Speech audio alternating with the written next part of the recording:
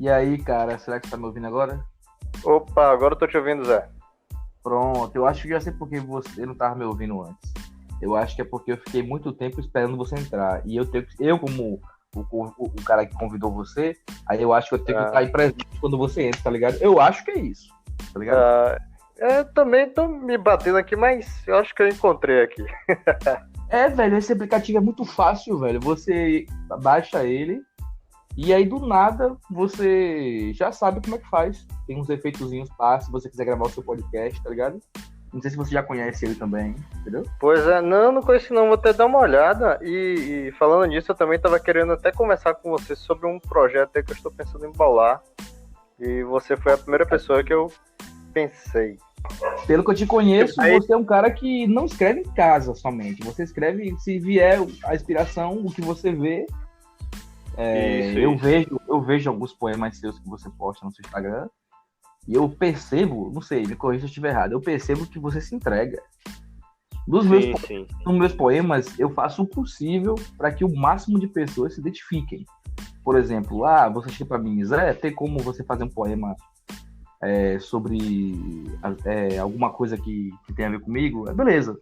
Eu já trabalhei com você, lógico, não ao seu lado, mas a gente já trabalhou na mesma terceirizada, né? Sim.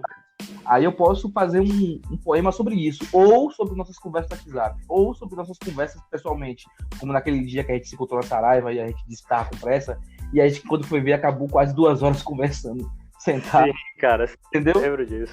Então, já que a gente tem uma identificação muito grande em relação à cultura pop, filosofia, poesia e tal, eu posso fazer um poema no máximo sobre isso que eu conheço de você, né? Porque a gente nunca passou Sim, assim o dia a dia juntos.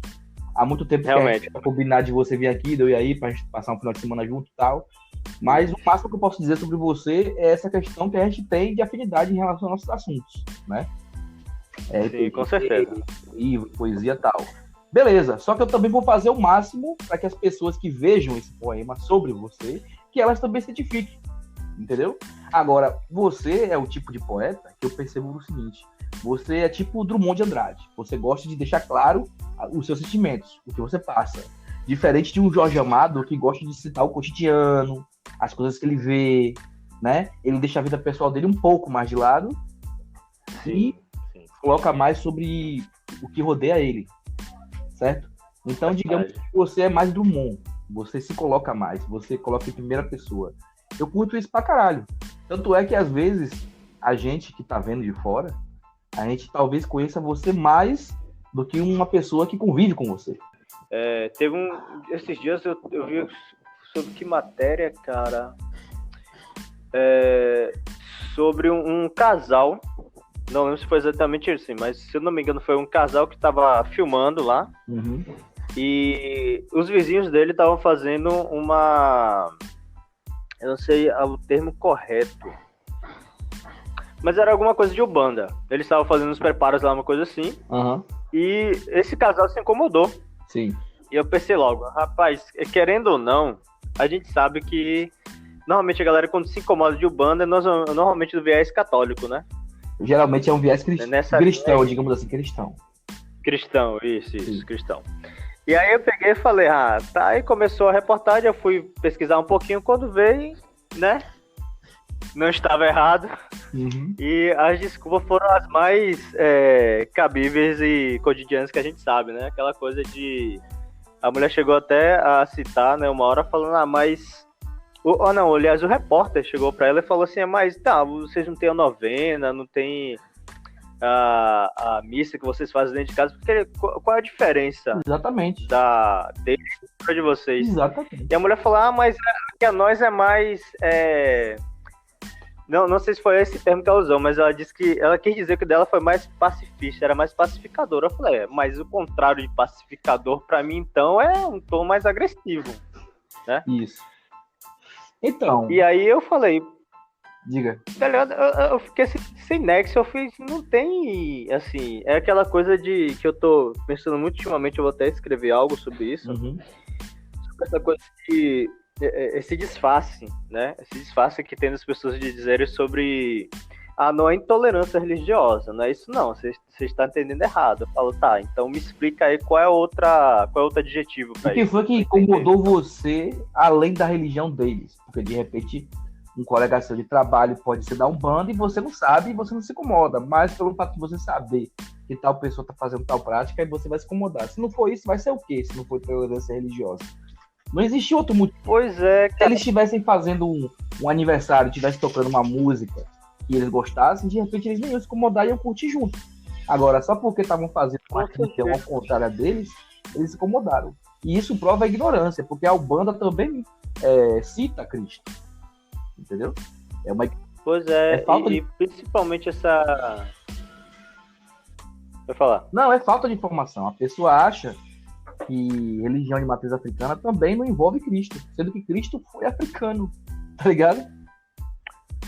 Pois é, cara, é isso que eu fico pensando, assim, sabe? Ainda tem uma galera que eu vejo, todo instante que você sai da rua, né?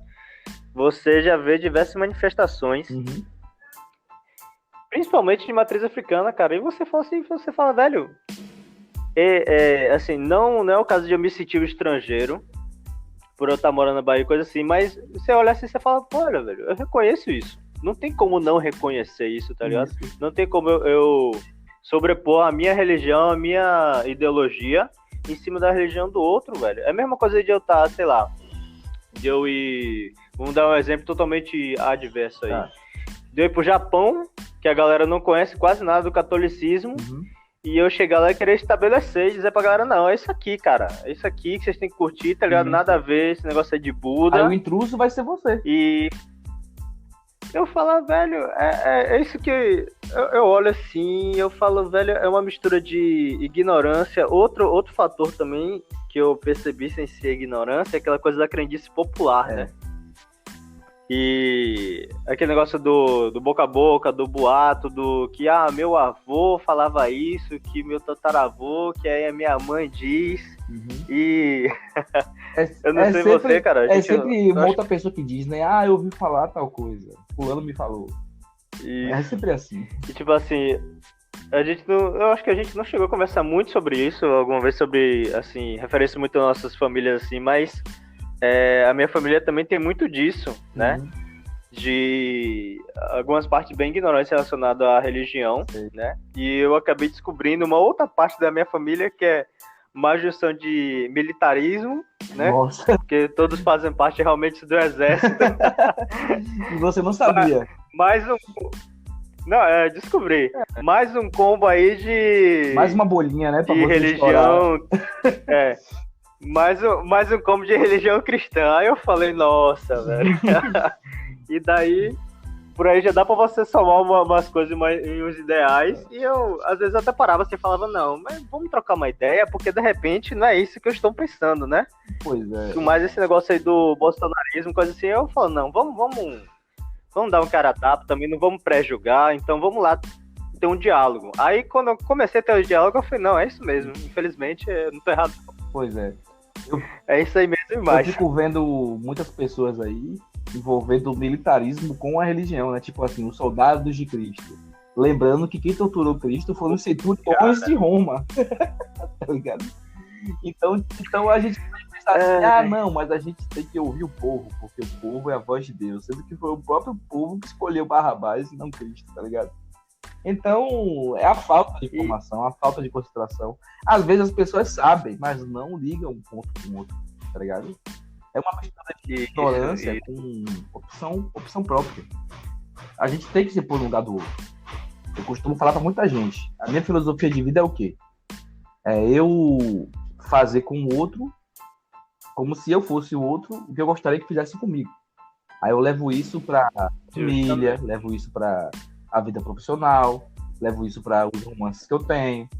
Se eu fosse mulher, como é que eu gostaria que meu namorado fizesse, que meu marido fizesse? Aí eu faço isso com a minha esposa, com a minha Sim, se eu for funcionário de uma empresa, se eu fosse o meu patrão, o que eu gostaria que o meu funcionário fizesse? Aí eu faria isso. Com a família, por exemplo, meu pai, se eu fosse um pai de um filho meu, o que eu gostaria que meu filho fizesse? Aí eu faço isso com meu pai. Lógico com as minhas concordâncias, tá ligado? E aí eu acho que isso Sim, é sim. um bom retorno, você se pôr no lugar do outro.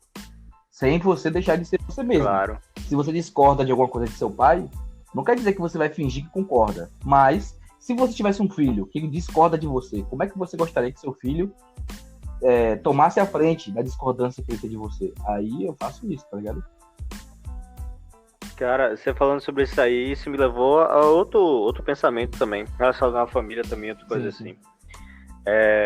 Uma das coisas, voltando a essa parte de pandemia, de relações, de a gente se descobrir, coisa assim, e como foi afetando, querendo ou não, vai afetando todo mundo. Desde, sei lá, a pessoa que convive sozinha como eu há tempos, né? E pessoas que convivem com uma família mesmo, em casa. Você falando isso aí, eu lembrei também que, meio que em resumo, a gente é parte do reflexo do que nossos pais foram, né? As coisinhas aí. E você tocou num ponto interessante sobre concordância. Lembrando que, assim, muitas coisas na minha época, né, de adolescência e tal, eu não concordava, só que eu não tinha, eu não me sentia confortável, eu não tinha esse espaço para eu chegar para meus pais e falar, poxa, não, eu gosto disso, é isso que eu acho legal, minha posição é essa e acabou. Porque a gente tinha muito esse negócio de hierarquia, então era ideia do meu pai, e eu não podia contestar, porque ele era o pai. E era aquele velho argumento, enquanto você estiver sobre o meu teto, aquele negócio, pagando as contas. E, por coincidência, ontem eu tava conversando com uma menina que eu converso há um tempo já, e a gente tava falando sobre isso, né, relações, tal, pai, esse negócio e tal, e ela era muitos anos mais nova do que eu. E eu acho que a gente que é um pouco mais velho, a gente sempre tenta dar um conselhinho, né? Falando, olha, velho, na moral, a minha experiência, não que você deva seguir, mas se eu puder te dar um conselho, se você me escutar, conselho X, Y, Z. E aí eu me lembrei disso, né? Falando que, poxa, se eu fosse, agora respondendo a questão que você acabou de abrir aí, se eu fosse pai, né? Eu já fui padrasto uma vez, então eu faço ideia do que estou dizendo. O que eu gostaria, né? Que meu filho fosse sempre era uma pessoa questionadora. Sempre questionador. Sim. E sempre aberto, dentro da individualidade dele também, né? De certa forma. De não individualidade que eu quero dizer de não deixar de ser ele. Sim. Né? Mas ele tá aberto e questionar tudo, até me questionar mesmo, né? Eu lembro que, por exemplo, na época que eu fui padrasto, o menino em questão, ele tinha o quê? 6, quase 7 anos de idade. E tinha hora que ele me questionava altas paradas, eu falava, velho, aí eu virava assim pra mãe dele e fazia... E aí? Aí ela dava uma desconversada assim nele, eu falava, caralho, velho, e aí, o que a gente fala pra ele? Ela falava, eu acho melhor de conversar assim. Então a gente debatia muito sobre o que a gente ia abordar de assunto XYZ e até mesmo sobre a sexualidade dele, né? Sobre, assim, a questão da orientação sexual. A gente trocava muita ideia, falava, velho, e se de repente fulano, assim, sei lá, de repente se descobriu gay? E aí? Eu falava, velho, ela era muito mais cabeça do que eu, sempre foi, né? E eu falava, velho, por mim, tipo assim, eu não vou saber bem por onde ir, mas eu vou conversar com ele, vou pesquisar sobre, vou trocar ideia, né? Tem alguns amigos que são trans, que são gays. Primeira coisa vai ser o apoio, né? Que, assim, a galera que eu conheço sofre pra caralho, tá ligado? Eu tinha um primo mesmo que ele sofreu com isso bastante e a gente veio descobrir há um tempo atrás e a maioria das pessoas, inclusive minha mãe e parentes bem próximos, ficaram com aquela velha conversa, né? Aquele velho estigma, digamos assim. Tabu, né? Que, porque assim, aquele tabu gigantão que ainda existe hoje em dia, infelizmente, de porque tá brincando com boneca, porque tá se envolvendo com chip XYZ, porque tava se envolvendo com fulano e cicrano que usa drogas, aí aconteceu o que aconteceu. Eu falo, não, velho. Tipo, hoje em dia mesmo, assim, eu não tenho tanto contato com o meu coroa, né, mas converso ainda bastante com a minha mãe. E tem algumas paradas que eu já deixei bem claro, tá ligado? E às vezes ela insiste ainda e fala umas coisas e fala, não, não é assim, eu não acredito nisso. E o que eu penso é isso, se ela não quiser conversar sobre esse assunto, beleza, eu lhe respeito, beleza. Mas a minha posição é essa e tá, velho. Tô Tá ligado. ligado? Tô ligado. E é bem essa onda que eu gostaria muito de passar pra um filho meu, né? E enquanto eu fui padrasto, que eu não tenho mais relação com essa pessoa há anos, mas enquanto eu fui padrasto, a gente procurava argumentar bastante, porque assim, eu entendi que eu tô praticamente formando outro ser. Eu tô depositando algumas coisas ali, apesar da individualidade dele, né? Ou dela, se fosse também no caso, mas eu tô depositando um pouquinho do mundo, da minha perspectiva. Estou ouvindo a perspectiva dele também, ou dela também. Uhum. E nisso a gente vai ajudando a construir, tipo, e a gente vai aprendendo também muita coisa, sacou? Bota fé. É uma troca, né, de relações, relações que a gente vai construindo aí, desfazendo, refazendo, olhando de outros ângulos. Então, é por isso também que eu acho interessante esse negócio da pandemia, porque é muito significativo pra gente tanto descobrir a gente de dentro pra fora, mas descobrir também o que a gente tá absorvendo de fora pra dentro. Isso. Bota fé. E aí, no caso, com isso tudo, nessa meia hora de podcast, a gente acabou de construir uma coisa que nunca existiu, é a filosofia do bumerangue ou do espelho, né? Pois é, cara. Vamos fazer com os outros o que a gente gostaria que fizessem com a gente. Olha que coisa maravilhosa. Justamente. Olha essa coisa linda. Justamente, cara. Você tocou num ponto aí que eu tava ouvindo, inclusive, né, de algumas pessoas bem próximas de mim ultimamente, falando, velho, o que você tá falando, você não tá fazendo. E eu, tipo assim, sabe aquele negócio de você tomar um choque e você fala assim, cara, eu passo uns 2 dias assim, ou umas 3 horas assim no meu dia, e falo assim, realmente, velho. E aí, o que você vai fazer agora? Qual vai ser a próxima atitude? E aí eu comecei a pensar, falo, velho, vamos procurar, pelo menos eu, né? Vamos procurar formas aí de repente escrever sobre isso, parar e agir mais.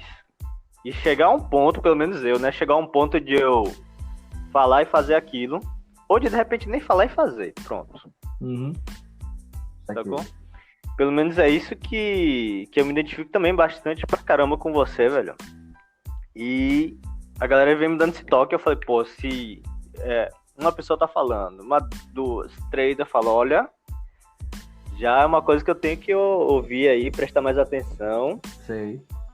Porque são toques aí que a vida tá me dando e eu não sei de muita coisa. Mas a gente tem pra aprender sempre, né, velho? Aprender sempre. Pois é. A gente tem 2 ouvidos, né? E uma boca só. Às vezes é bom ouvir mais do que falar, né? Pois é. E cara, eu agradeço muito por você ter aceitado esse convite, tá ligado? Aí eu já sei que sempre quando eu puder contar com a sua opinião em algum projeto meu, e eu sei que você também tem essa mesma coisa, porque você sempre pensa em mim, não é a primeira vez que você pensa em mim no projeto que você sempre faz, né? Braços abertos, cara. Aí, cara, tá ligado? Pô, valeu, agradeço demais pelo convite. Me convide mais vezes, sempre gosto de bater esse papo com você, tá ligado? Você foi o primeiro. Tô te devendo uma visita. A taberna, né? A taberna, vai fazer um isso aí. E a gente ainda vai acertar isso aí em off, vamos conversar sobre o projeto, cara. Vamos conversar Na hora sobre o projeto que você aí. falar, eu tô livre pra te ouvir, qualquer hora, tá ligado? Porque, como escrevemos aí, você conhece mais algumas pessoas aí, eu tô pensando em fazer um projeto bem legal, inclusive ele envolve, de certa forma, podcast também. Então, vai vir coisa boa por aí. Junto. Daqui pra frente, só crescer. De degrau em degrau, sem pressa, a galinha enche o papo, tá ligado? E papo é que não vai faltar.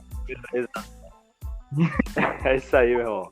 Valeu, cara. Brigadão, viu? Abraço. Assim que eu publicar, eu falo contigo. Vou sair. Tamo junto, parceiro. Pronto. Tamo junto. Fale comigo qualquer hora. Pode ser hoje, amanhã, qualquer hora. Entendeu? Pode deixar, meu irmão. Falou. Abração pra você, cara.